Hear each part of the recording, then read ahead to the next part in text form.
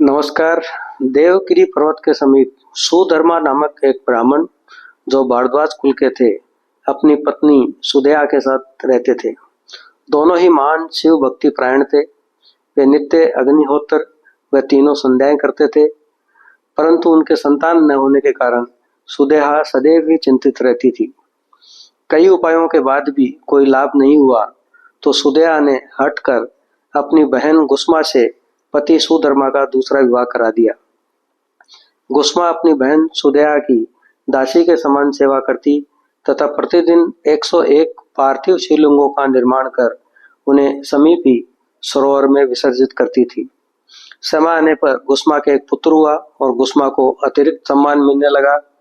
उधर सुदया को डाह उत्पन्न होने लगा। समय आने पर पुत्र का विवाह भी हो गया। सुदया का डाह भी अधिक हो गया।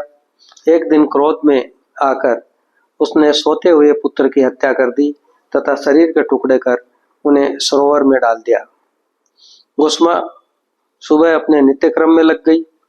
पुत्र वधू ने उठकर देखा कि पलंग पर पति नहीं है और पलंग पर लहू बह रहा है, तो उसने विलाप करते हुए सास गुस्मा को बताया, परंतु वह शिव पूजन में लगी रही।